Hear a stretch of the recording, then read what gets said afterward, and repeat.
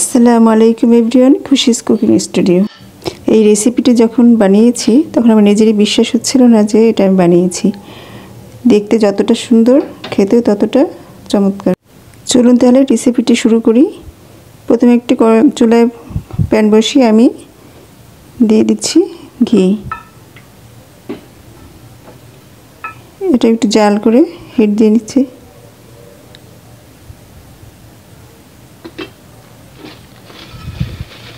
এবার আমি 1 প্যাকেট লাচ্ছা সেমাই ঢেলে দিলাম।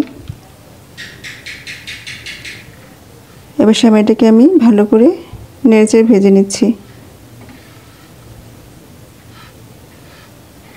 হালকা একটু ব্রাউন কালার করে নিচ্ছি।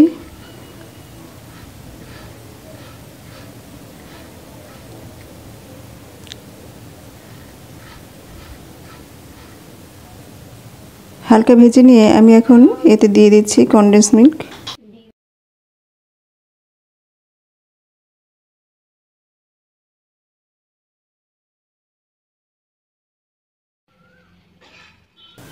এখন আমি কনডেন্স মিল্কটা সেমাইয়ের সাথে ভালো করে মিশিয়ে নিচ্ছি। ভালো করে মিশিয়ে হালকা একটু ভেজে নিচ্ছি। সেমাইটা যখন আঠালো হয়ে যাবে ঠিক তখন চুলা থেকে নামিয়ে নেব। আমি এখানে 3টা ছোট ছোট গ্লাস নিয়েছি। ওই গ্লাসে অল্প অল্প করে ঢেলে দিয়ে আমি একটা ঝুড়ির মতো শেপ করে নেব। আপনারা চাইলে অন্য পদ্ধতিতে ওই শেপটা করে নিতে পারেন। দেখতে একটা ঝুড়ির মতো হবে ছোট।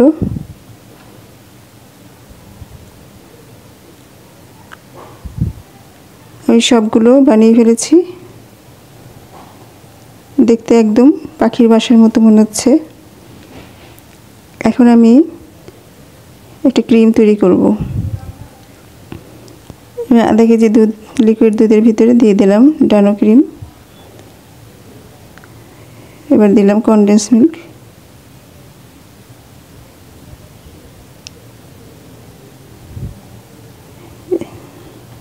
তারপর দিয়ে দিলাম কর্নফ্লাওয়ার 2 টেবিল চামচ। এই উপকরণগুলো আমি ঠান্ডা অবস্থায় মিশিয়ে নিচ্ছি। এখন আমি চাল করে নেব।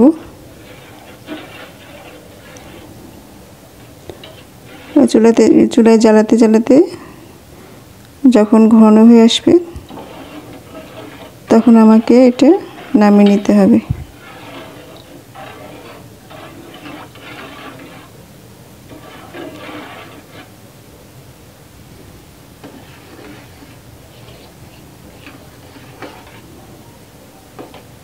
এবার ক্রিমটাকে ঠান্ডা করে আমি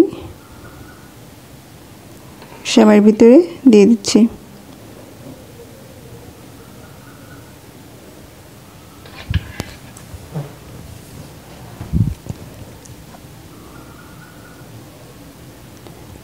সবগুলো সেমাই দিয়ে তৈরি করা ঝুড়ির ভিতরে ক্রিমগুলো দিয়ে দিচ্ছি। এখন আমি দিয়ে দিলাম বাদাম কুচি।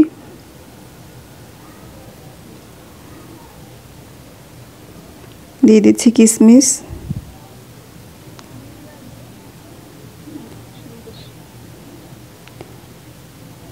এখন আমি দিয়ে দেব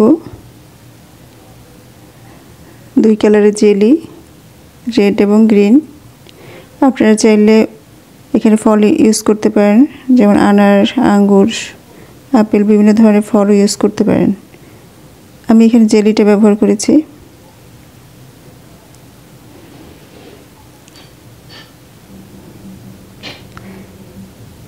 আমার রেসিপি তৈরি হয়ে গেল। দেখতে এতটাই সুন্দর যে মনে হচ্ছে না খেয়ে শুধু সাজিয়ে রাখি। আপনারাও মেহমানদের এভাবে বানিয়ে তাক লাগিয়ে দিতে পারেন। খুব সহজ রেসিপি, বাসায় একবার ট্রাই করে দেখুন। ভিডিওটি ভালো লাগলে অবশ্যই লাইক, কমেন্ট, শেয়ার করবেন। সবাই ভালো থাকুন, সুস্থ থাকুন। আল্লাহ হাফেজ।